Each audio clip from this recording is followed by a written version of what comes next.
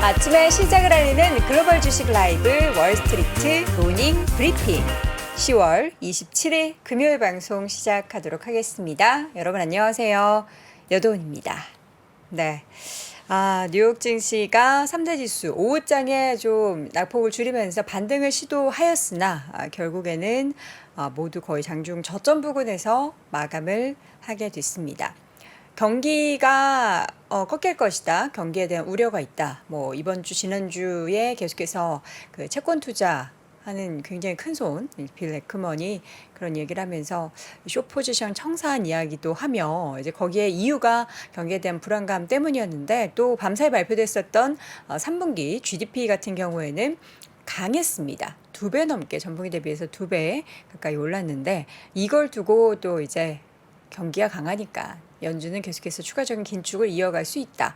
이런 식으로 이제 좋은 이야기를 부정적으로 시장에 좀 영향을 미치는 그런 해석이 나오고 있고요. 투자 심리가 많이 위축됐다라는 것을 이런 것을 보고도 또 알 수 있었습니다. 잠시 후에 자세한 이야기 정리를 해드리도록 하겠고요. 오늘 금요일입니다. 심층 인터뷰는 연세대학교 국제학대학원의 이남우 교수와 함께 또 실적 발표 이야기, 또 현재 구간에서의 가장 굵직한 이슈들 쭉 정리를 해드리도록 하겠습니다.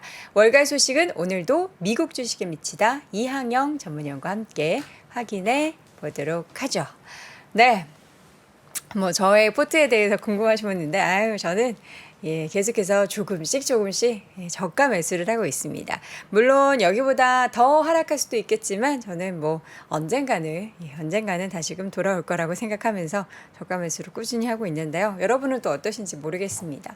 완전한 바닥을 우리가 알기가 너무 어렵잖아요. 그래서 저는 이쯤이 바닥이겠거니 생각하고 사면 또 떨어지고 언젠가는 이 하락이 멈추기를 저도 간절히 바라보도록 하겠습니다. 자, 뉴욕 증시 일단은 이제 GDP 발표 내용도 있었고요. 지금 장 마감 이후에 어제 이제 메타의 실적 발표 그리고 오늘은 아마존의 실적 발표가 있었습니다. 메타도 그렇고 아마존도 그렇고 계속해서 3분기에 있어서의 실적은 모두 시장의 예상치를 상회하는 매출과 순이익이 발표가 됐는데요. 일부 종목들, 그러니까 알파벳 같은 경우에는 그 세부적인 내용에 있어서 AI 쪽에 있어서의 좀 부진한 모습, 그리고 메타 같은 경우에는 향후 가이던스를 조금 낮췄다. 아마존 같은 경우에도 실적은 예상치를 상회했으나 그 안에서의 약간의 부진한 부분들을 빌미 삼아서 주가가 좀 시간의 거래에서의 희비가 좀 엇갈리고 있는 상황입니다. 일단 GDP 발표 내용부터 전달을 해 드리도록 하겠습니다. GDP가 4.9로 발표가 됐죠. 잠시만요. 제가 GDP 내용을 다시 한번 체크를 해봐야 되는데, 네. GDP, 맞습니다. 4.7입니다. 4.9입니다. 죄송합니다. 월스트리트 저널이 예상했었던 4.7보다 높은 4.9로 4.9% 증가한 것으로 발표가 됐습니다. 2분기가 2.1%였으니까 이보다 2배 넘게 웃도는 수치가 발표가 된 거고요. 2021년 4분기 이후에 7개 분기 만에 7개 분기 만에 가장 높은 수준이었습니다. 여기 내용을 보니까 소비가 증가한 게 가장 큰 영향을 미쳤다라는 분석인데요. GDP를 구성하는 다양한 항목 중에서 소비 부분이 여전히 강한 것이 GDP의 강한 상승을 이끌었다라는 것이 그 배경이었습니다. 이 소비 관련해서도 사실 여러 가지 이야기들이 많죠. 이번에 나왔던 내용들 중에서는 개인 소비 증가율이 4.0%로 2분기가 0.8이었는데 이보다 대폭 증가를 했습니다. GDP 성장률에 그 소비가 기여하는 그 기여도가 2.69%포인트 정도에 달하는데 이러한 부분들이 강하다. 근데 여전히 또 한켠에서 나오는 소리는 소비가 연말에 주춤주춤할 것이다. 그리고 오늘 일부 기업들 중에서도 연말 소비 시즌 관련해서 많이들 지갑을 열지 않을 것이다 라는 이야기를 하면서 좀 가이던스를 하향 조정하기도 했는데요. 여전히 어쨌든 과거 데이터는 소비가 강한 것으로 나타나고 있습니다. 이외에도 민간 투자도 8.4% 증가한 것이 GDP를 또 끌어올리는데 영향을 미쳤다라고 하는데요. 2분기에 좀 감소했었던 주택 투자 같은 경우에도 3.9%나 증가를 했고요. 반면 정부 지출은 4.6% 늘어나는 모습이었습니다. 자, 여기에 대해서 미국 경제는 여전히 탄탄하지만 참 아이러니하게도 이런 것들이 연준이 더 오랜 기간 금리를 높은 수준으로 유지할 수 있을 그런 우려를 강화하고 있다. 그래서 시장은 약세를 보이는 모습에 또 영향을 미쳤습니다. 자, 실적 발표 전달해 드리도록 하겠습니다. 일단 아마존 같은 경우에는요, 현재 시간의 거래에서 얼마나 움직이고 있는지 다시 한번 체크해 볼까요? 낙폭을 조금 줄이긴 했네요. 장중에 1~2% 하락세 보였는데 지금 시간의 거래에서는 0.97% 하락을 보이고 있습니다. 자, 아마존의 실적 3분기 매출은 전년 같은 기간 대비해서 13% 증가했습니다. 1,431억 달러, 영업이익은 112억 달러, 순이익이 99억 달러라고 발표를 했는데 영업이익 같은 경우에는 지난 2022년 2분기 대비해서 25억 달러를 기록했었는데 이보다 무려 4배가 증가를 했고요. 순이익도 3배 가까이 늘었습니다. 주당 순이익 EPS 같은 경우에도 시장 예상치를 상회하면서 0.94달러를 기록을 했는데 이 직접 제품을 판매하는 온라인 스토어 부분이 전년 동기 대비 매출이 7% 증가를 했습니다. 그리고 서드파티 기업들이 판매하는 부분의 매출이 20% 이상 늘었고요.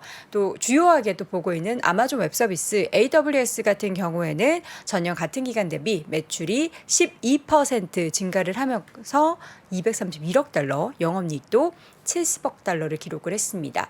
이 실적 발표하는 그 내용에서 생성형 AI라는 단어를 굉장히 많이 언급했다라고 해요. 그 또 숫자를 우리 기자분들이 세셨는데 18번이나 사용을 하면서 AI 사업에 집중하고 있음을 나타냈다고 합니다. 또 이제 어제 메타도 그렇고 알파벳도 그렇고 광고 부분에 있어서의 매출이 증가한 데이터를 발표를 했는데요. 아마존 역시나 광고 사업 부분에 있어서 전년 같은 기간 대비해서 무려 매출이 26%나 성장을 했습니다. 95억 4,800만 달러를 기록을 했는데 광고 집행이 사실 뭐 우리나라도 그렇고 미국도 그렇고 기업의 여건이 좋지 않아서 허리띠를 졸라맬 것이다 라고 생각을 했는데 의외로 광고 매출이 더욱더 실적을 끌어올리는 데 영향을 미쳤는데요. 클라우드 부분에 있어서의 실적이 기대보다 좀 미치지 못했다라는 부분이 지적이 되고 있습니다. 그러니까 알파벳도 그랬죠. 다 좋고 전년 동기 대비해서 좋았어, 잘 나왔어, 더 늘었어 하는데 한 가지를 좀 마이너스로 보게 되면 이제 그 부분에 영향, 그리고 또 그게 AI와 연관이 되면은 더 부정적으로 또 보게 되는 그런 모습들이 주가에 반영이 되고 있는 상황입니다. 자, 이 밖에도 종목들 아마존 외에도 IBM 같은 경우에도 예상치를 상회하는 실적을 내놨고요. 자, 주가 한번 볼까요? IBM도 어제 장마감에 주가는 왜 안 나옵니까?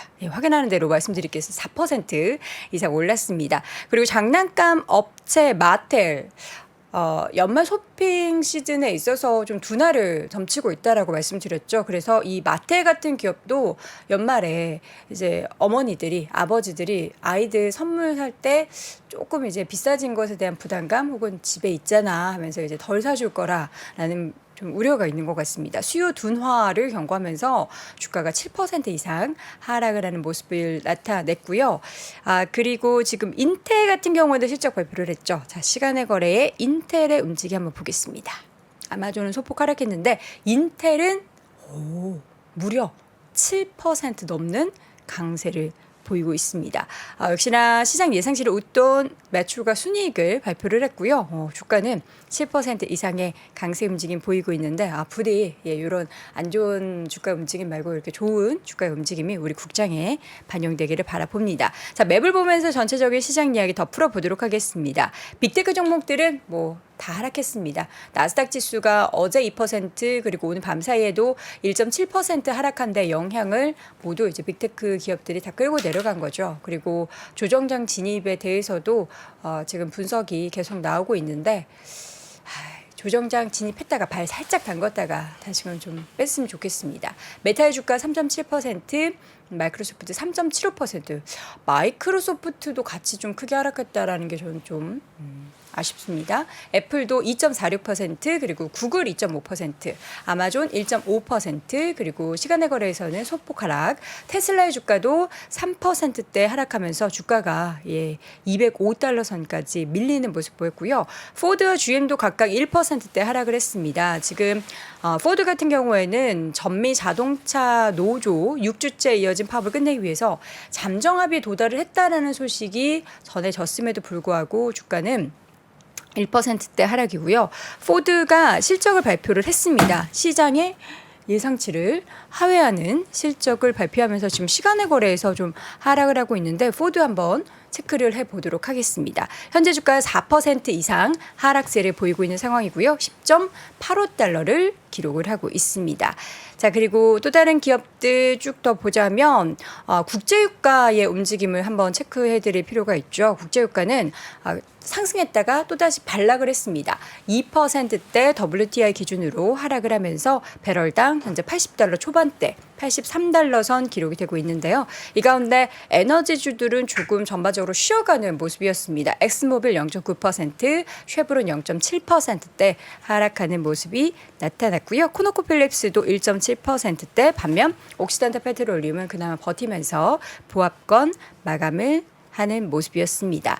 자, 전반적인 시장 분위기 이제 어제 발표된 기업들 중에서 이제 엊그제죠. 비자나 마스터카드 이런 카드사 기업들도 실적 발표했는데 실적은 괜찮게 발표해도 향후에 대한 전망이 좀 약간 부정적으로 보이거나 하면은 주가는 당일에 올랐어도 바로 다음날 좀 크게 하락하는데 비자나 마스터카드도 주가가 비자는 2% 그리고 마스터카드는 5%대 하락을 했습니다. 보면은 이제 앞서서 소개해드렸던 마텔도 그렇고요. 이런 뭔가 소비의 둔화에 대해서 좀 우려를 할 수 있을 법한 기업들의 주가가 좀 하락한다라는 것이 포인트가 될 수 있겠는데요. 전반적인 시장 분위기 과연 지금 애프터마켓의 움직임을 두고서 우리가 또 오늘 밤에 미국 증시 그리고 당장 이어지는 국장에는 어떤 영향을 미치게 될지도 참 아리까리합니다. 예, 여러분도 아리까리 하시죠.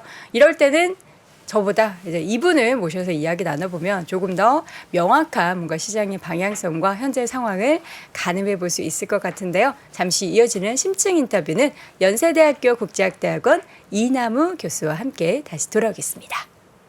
네, 월스트리트 모닝 브리핑 함께하고 있는 시각 6시 이제 43분 막 지났고요.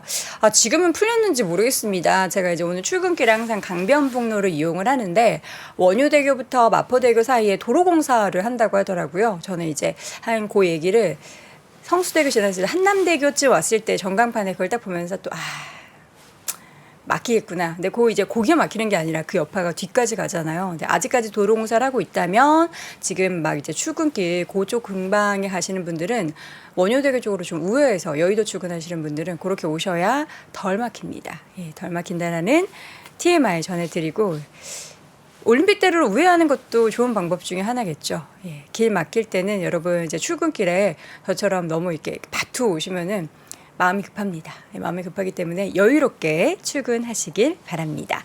자, 이어지는 심층 인터뷰 연세대학교 국제학대학원 이남우 교수와 함께합니다. 교수님 어서 오세요. 예, 안녕하세요. 제가 우리 옆에서 여앵커님 진행을 너무 잘해서 감탄하다가 커피를 쏟았습니다. 아유, 그게 이제 원인은 아닐 텐데 교수님도 되게 참 저도 깜짝 놀래가지고 네. 바로 우리 제작진 콜을 했는데 차분하게 그걸 이제 정리하시는 네네. 거 보면서 기기는 문제가 없는 것 같아요. 다행입니다. 예, 기계 소중한 기계 잘 지켜주셨고요. 자, 오늘 다양한 주제를 가지고 오시긴 했는데 저는 이 실적 발표 내용을 보면서 왜 이럴까라는 생각이 드는데 물론 이유는 있겠죠. 향후에 대한 기업들의 뭔가 몸을 낮추는 몸을 사리는 그런 얘기들을 좀 많이 하고 있는 것 같아요. 전반적으로 다들 경기에 대한 우려감이 좀 있는 것 같기도 하고요. 근데 이제 제가 우리 기업 실적들 발표하면 학점을 주잖아요. 네네. 근데 이제 중간고사가 끝났습니다. 그쵸. 제가 있는 학교는 그래서 이제 채점을 해야 되는데 지금 우리 오늘까지 이제 빅테크 중에 이제 아마존, 그러니까 5개 회사 중에 4개 회사가 실적을 발표했는데 네. 전반적으로 보면 뭐 A0에서 A- 학점이 될 정도로 펀디멘털이 아주 좋고 네. 물론 가이던스는 조금 보수적으로 줬어요. 왜냐하면 지금 지정학적인 상황에서 그쵸. 지금 공격적으로 가이던스를 주기가 어렵습니다. 그러니까 그 사람들 경영진 입장에서 우리가 놓고 보면 그리고 이제 제가 가장 주목하는 부분은 현금 흐름인데 네. 순이익보다도 결국 기업의 장기 성장을 좌우하는 건 현금 흐름이 어마어마하게 좋아지고 있어요. 아마존 같은 데는 영업 현금 흐름이 지금 86%. 그러니까 순이익보다도 이 부분은 증가하기가 쉽지가 않거든요.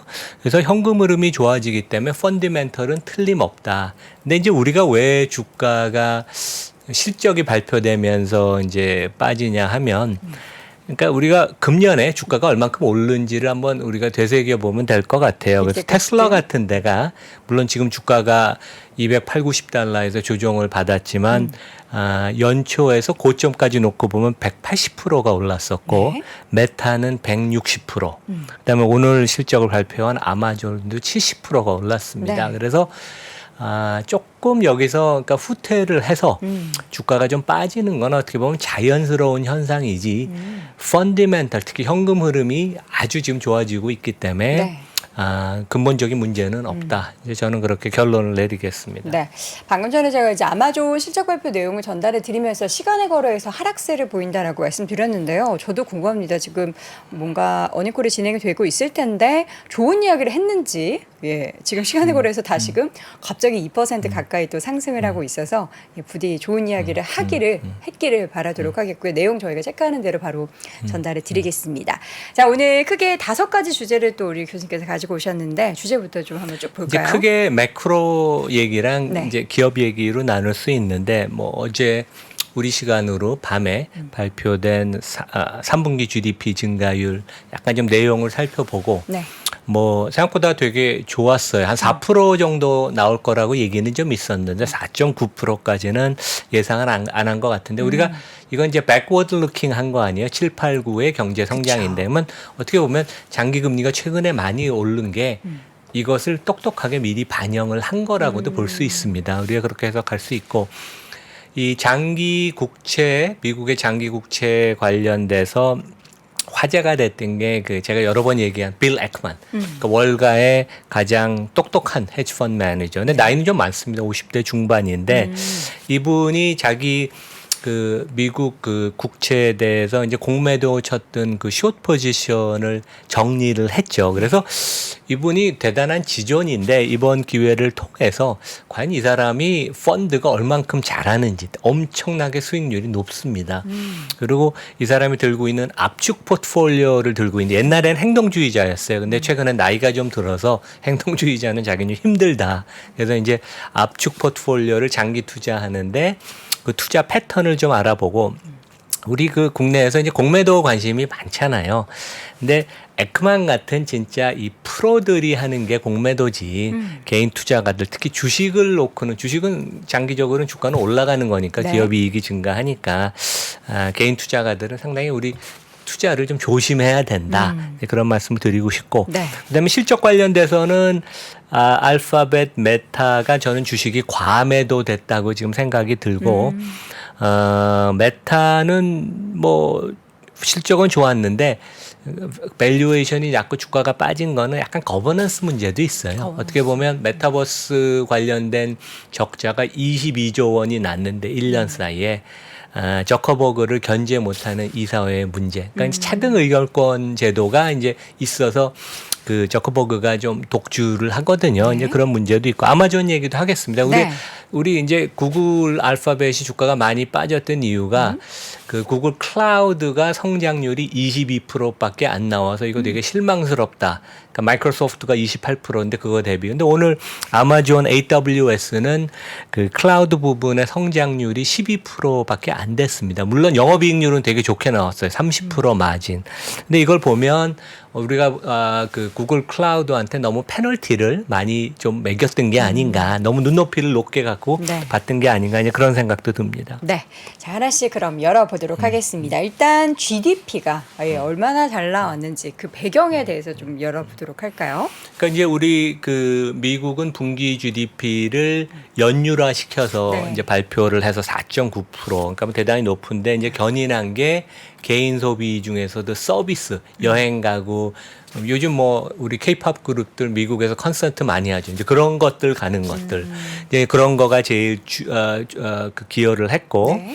그 다음에 기여를 한 게 재고 투자. 그러니까 이제 기업들이 수요가 많을 것 같으면 재고를 축적하거든요. 그래서 재고 투자가 컸고 세 번째는 소비 중에서도 재화에 대한 소비. 이런 것들이었는데 우리가 이제 이거를 생각을 해야 돼요. 시장 금리가 지금 5%, 그 다음에 모기지 금리가 8%에 도달하니까 네.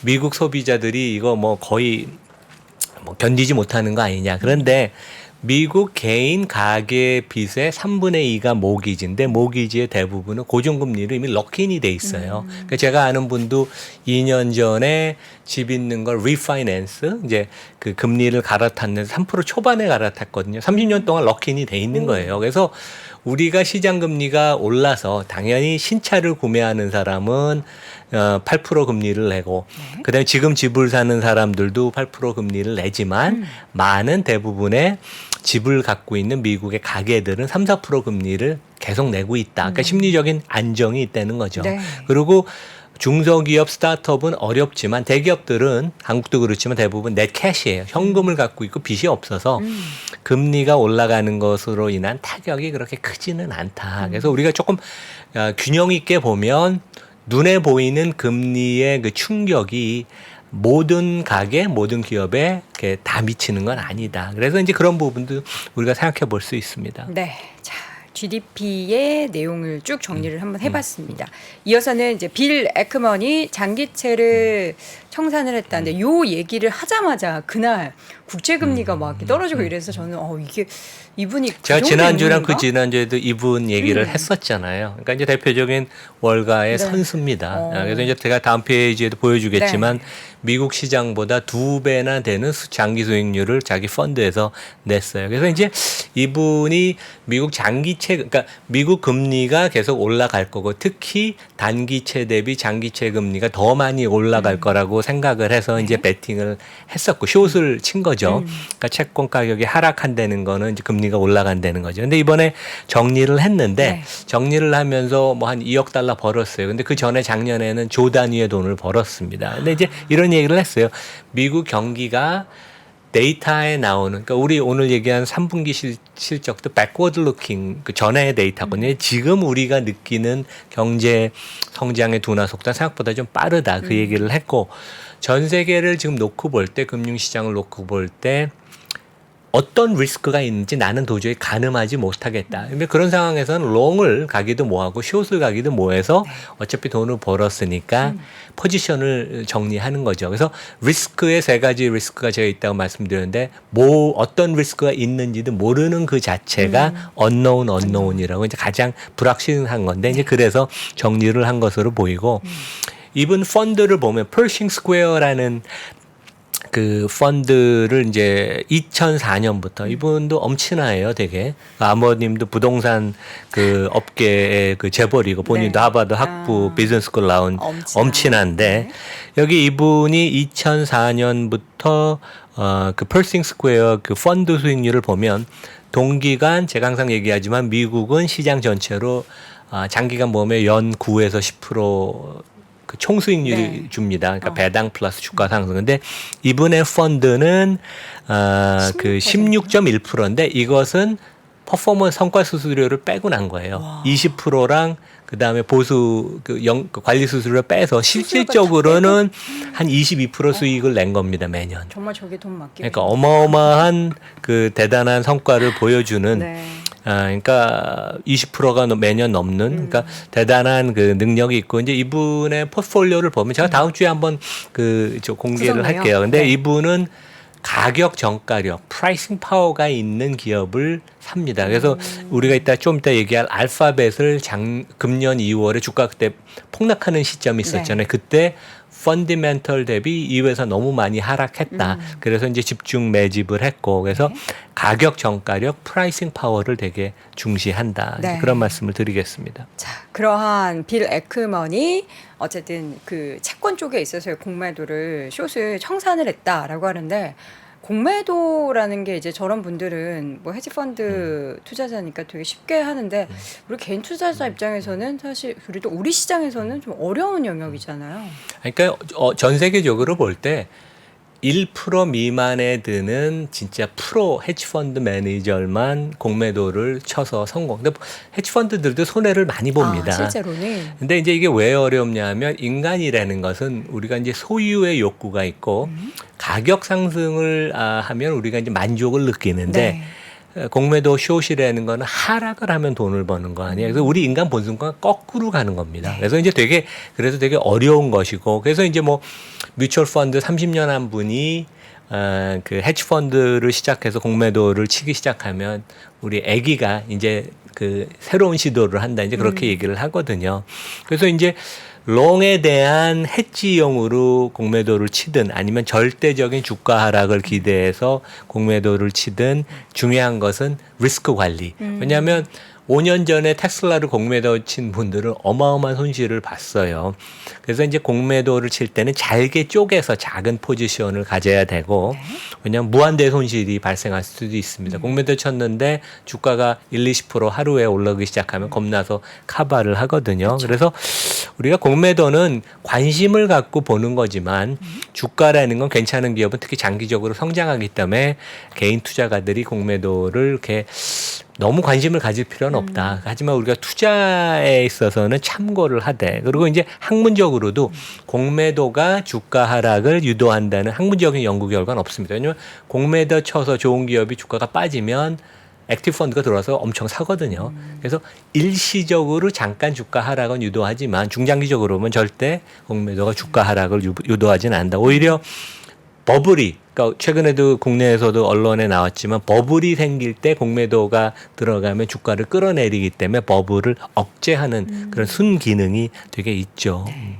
자, 이 공매도에 대한 얘기도 그렇지만 저는 이 빌 에크먼이 어떤 종목을 가지고 있는지 여러분들 이제 지난 분기 기준으로는 내용이 공개가 됐는데, 이런 것들을 우리가 그분들이 샀다고 해서 무조건 따라 산다고 우리가 뭐 비슷한 수익률을 낼 수는 없겠지만 어떤 걸 투자해야 하는지에 대한 아이디어를 좀 얻을 수가 있는 우리가 거잖아요. 뭐 워런 버핏 포트폴리오 그쵸. 따라하는 것도 있지 않습니까? 뭐 네. 버크셔 해더웨이를 사도 되기도 하고 그렇죠. 그런 걸 또 보면서 그런 생각도 들어요. 그러니까 이런 종목을 같이 나도 같이 투자했는데 나는 불안해. 저분들이 가지고 있네. 조금 안심을 해볼까? 이런 좀 위안을 또 삼을 수 있지 않을까라는 생각도 듭니다. 그 내용은 또 저희가 다음 주에 교수님께서 준비해 주신다고 하니까요. 그 종목들 샅샅이 또 분석을 해보도록 하겠고요.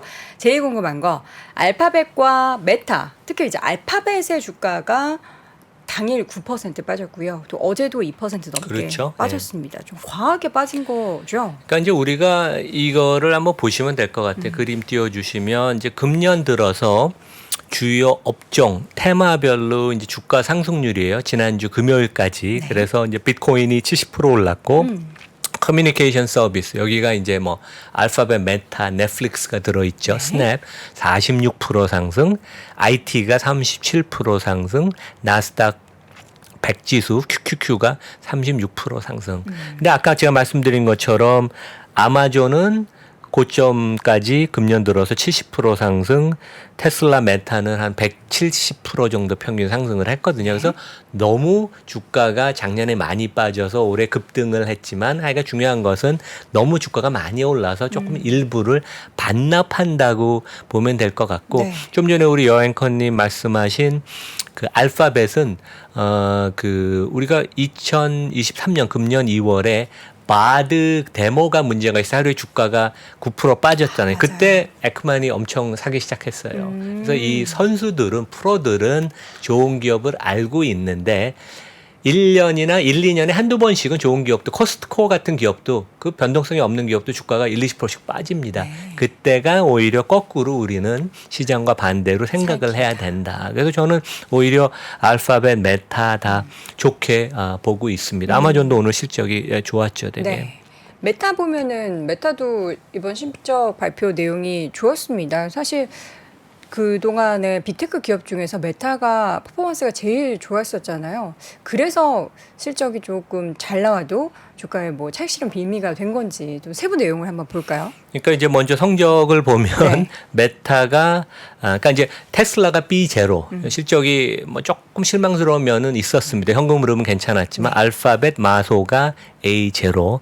메타는 원래 실적만 놓고 보면 A 플러스에서 A0 정도 줄 정도로 실적이 좋았는데 메타버스 투자 적자가 통제가 못 되는 거버넌스에 문제가 있어서 제가 A0를 주고 오늘 발표한 아마존은 좀 꼼꼼히 봐야 되겠지만 숫자를 얼핏 보니까 한 A0는 정도 받을 수 있는. 그래서 실적이 전반적으로 3분기가 최근 1, 2년 사이에 가장 좋다. 네. 이제 그런 말씀을 드리겠고. 네. 메타는 뭐 이 피해 구조 조정을 했죠.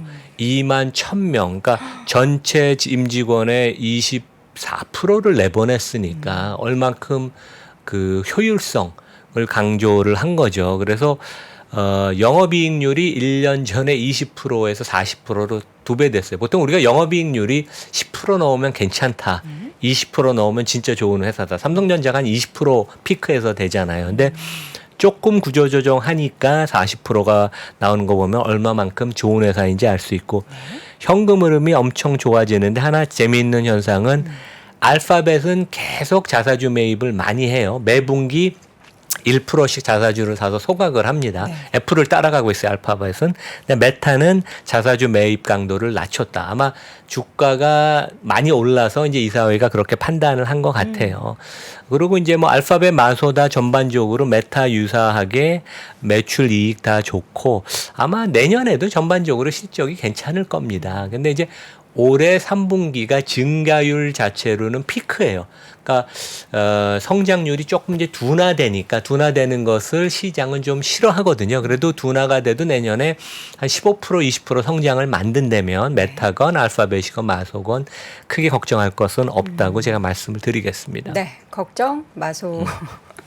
라고 얘기를 해주셨고, 그 다음 이제 페이지를 보면은 알파벳의 3분기의 움직임들을 좀 분석을 해보면 행동주의 펀드의 요구를 80% 수용했다라는 게 뭐 어떤 부분을 수용했고 이 수용한 게 좋은 거죠. 그러니까 제가 알파벳 얘기하고 이제 메타 얘기할 건데 알파벳이 작년만 해도 되게 방만하게 경영을 했어요. 그러니까 미국 세계 최고의 엔지니어 과학자를 영입을 하지만 약간 그 연구소 같은 분위기, 대학 같은 분위기여서 이 비용 통제도 안 되고 이 포커스가 좀 없었어요. 그래서 AI에서도 마소가 치고 나갈 때 오 하고 놀라고 이제 따라가는 게 이제 그런 건데 그래서 행동주의자 펀드인 그 크리스 헌이라는 영국의 그 지존 이 5가지 사항을 요구를 했습니다. 이제 제가 다음 페이지 말씀드리겠지만 그 중에 4가지를 수용을 했다. 그래서 이제 기업이 못하면 행동주의자가 이렇게 가정교사를 시키고 좋은 기업은 또 그 뜻을 이해하니까 이제 시행을 해서 결국 주주환원을 기업 가치를 높이죠. 그래서 알파벳은 영업이익률이 여기는 경기를 좀 탑니다. 왜냐하면 광고 비즈니스가 있으니까. 근데 영업이익률이 25%에서 작년 이맘때 28%로 계산이 됐고 특이한 사항은 순이익이 42%가 늘었는데 주당 순이익은 46% 더 증가했어요. 그 차이는 그만큼 자사주를 사서 소각을 했기 때문에 주식수가 줄어서 주당순이익의 증가율이 높은 거죠. 그러니까 되게 파워풀한 것입니다. 네. 그래서 알파벳이 어떻게 보면 애플의 3년, 5년 전의 모습을 주주환원을 하는 그런 걸 따라가서 우리가 좀 눈여겨볼 수 있고 TCI가 요구한 게 이제 5가지였어요. 첫 번째는 임직원 수가 너무 많으니까 줄여라. 그래서 구조조정을 올해 연초에 12,000명, 6% 전체 임직원의 6%를 했고 엔지니어가 돈 많이 받는 건 괜찮은데 나머지 기타 비즈니스 부분이라고 하거든요. 뭐 영업하는 사람 관리 부분의 급여를 좀 줄여라. 근데 보너스를 좀 줄였죠. 적자 사업부를 정리 내지 축소. 그러니까 딥마인드라고 회사 밖에 있던 AI 유닛을 회사 내로 갖고 와서 AI 랑 합쳤습니다. 그래서 이제 그런 면에서 지금 AI가 모멘텀이 구글이 좋습니다. 이제 그런 것도 했고 자사주 매입 확대를 제가 말씀드린 것처럼 하고 그래서 5가지 중에 4가지를 충족해서 특히 이제 TCI라는 데 영국에서 되게 존경받는 그 행동주의 그 헤지펀드예요. 그래서 상당히 이게 윈윈 상황으로 이제 우리가 갔다고 볼 수 있습니다. 네. 그리고 이제 현금 흐름 제가 말씀드렸는데 그 3분기 현금 흐름이 31% 무려 증가했어요. 그러니까 순이익은 껑충 뛸 수도 있는데 현금 흐름은 이 베이스가 높기 때문에 그 기저 효과가 별로 발생을 안 하는데 현금 흐름이 32% 증가했다는 거는 대단하고 특히 잉여 현금 흐름, 설비 투자를 차감한 것은 71%가 그 잉여현금으로 더 많이 증가했고 그 중에 3분의 2 이상을 자사주 매입 소각에 한다. 진짜 주주 환원에 집중하는 그런 이사회 경영진의 모습을 우리가 볼 수 있습니다. 우리 한국 기업들이 좀 배워야 되죠. 그렇죠.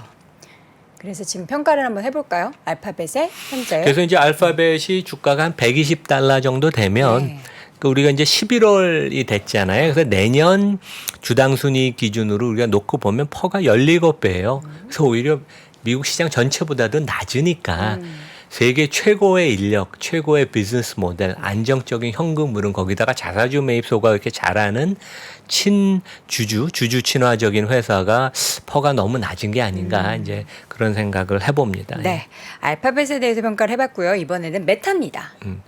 메타도 뭐 스토리는 비슷합니다. 그래서 여기는 퍼가 내년 기준으로 16배. 그러니까 시장 밸류에이션보다 구글보다 더 낮죠. 그래서 어느 정도는 이해가 가요. 그래서 이제 지금 주가가 메타도 좀 밀리고 밸류에이션이 좀 낮은 이유가, 그러니까 일단 밸류에이션이 낮은 이유는 메타버스가 1년 동안 22조 원의 적자를 냈고 그 다음에 내년에도 적자가 더 많아진다고 합니다. 근데 그러면 이제 이사회에서 CEO를 좀 그 브레이크를 걸어야 되는데 견제를 못하는 게 이제 그 의결권 있는 주식을 그 저커버그가 한 60-70% 갖고 있습니다. 그래서 이제 거버넌스의 문제죠. 그래서 이제 그것은 구조적으로 밸류에이션을 낮추는 이유인데.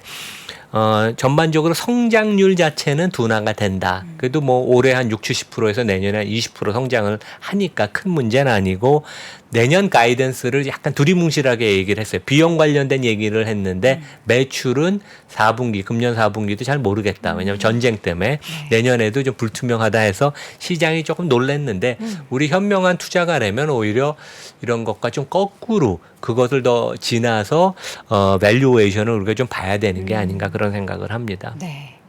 자, 메타와 알파벳에 대한 실적을 이렇게 쭉 분석을 해봤습니다. 자, 이어서 지금 메타의 실적을 보면은 이익이 굉장히 뛰어났는데 이게 광고가 전체적으로 다 되게 좋았던 것 같아요. 그러니까 국내에는 광고 시장이 되게 어려워요. 그러니까요. 근데 이제 미국, 왜냐면 뭐 광고라는 건 결국 기업 이익과 직결이 되니까 이제 국내 뭐 기업 이익이 거의 반토막, 반도체 같은데 특히 안 좋으면서 반토막이 났으니까. 근데 미국은 지금 4분기 실적이 괜찮잖아요. 전반적으로 순항을 하고 있어서 내년도 기업 이익이 괜찮을 것이라는 걸 우리가 그 시그널을 기업들이 보내는 거예요. 그래서 디지털 광고, 온라인 광고가 좋아서 영업이익률이, 그러니까 매출이 23% 증가했고 메타가 영업이익률이 2배가 됐습니다. 40%. 제일 좋을 때는 한 50%까지 영업이익률을 냈어요. 그래서 그 매출도 좋고 이 효율성, 비용 투자를 아주 아껴서 하는, 그래서 지금 비즈니스가 좋은데도 인원을 많이 안 늘리겠다고 합니다. 그러니까 BAI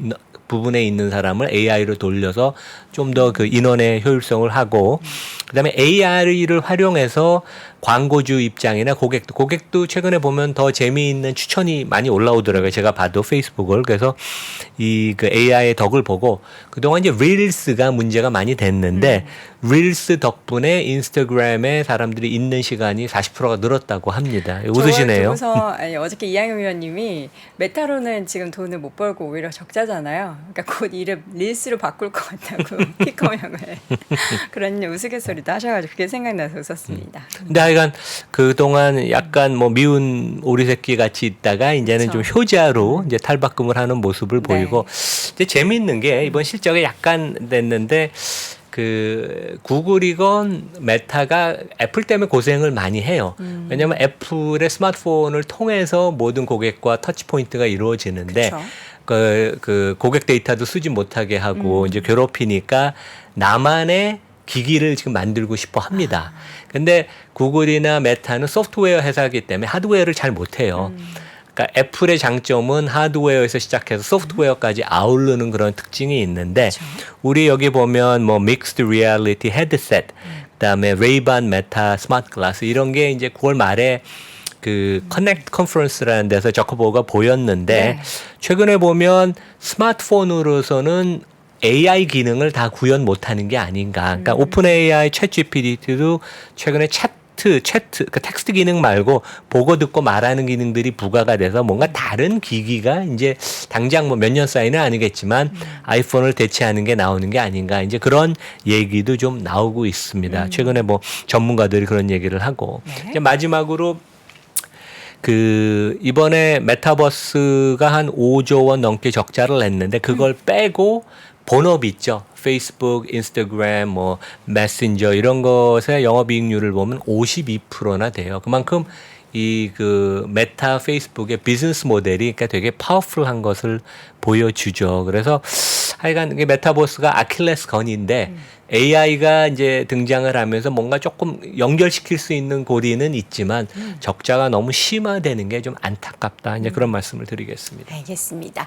자, 이렇게 해서 실적 발표한 빅테크 기업들도 쭉 확인을 해봤고요. 방금 전에 이제 저희가 이제 아마존 이야기를 들었는데 뉴스 기사 애프터마켓에서 갑자기 이렇게 오른 이유가 뭘까 싶었는데 그 이제 클라우드 컴퓨팅 관련해서 그 AWS 관련해서 뭐 비용 통제도 하고 앞으로 시장에 대해서 좀 약간 행복 회로로 돌릴 법한 이야기들을 좀 한 것 같습니다. 그래서 주가 현재도 3.5%까지 상승폭을 확대하고 있다는 소식 더불어 전해드립니다. 지금까지 심층 인터뷰 함께했고요. 연세대학교 국제학대학원 이남우 교수였습니다. 교수님 고맙습니다. 네, 감사합니다. 장 시작 전부터 종료까지 쏟아지는 수많은 뉴스와 정보들. 이 중에서 어떤 것이 투자에 정말 도움이 되는 정보일까요? 3프로의 증시 셔터맨 박근영 마스터가 직접 정보를 선별하고 투자의 힌트를 드립니다. 시간도 아끼고 투자 아이디어도 얻는 시간, 박근영 부장의 마켓 힌트와 함께 하세요.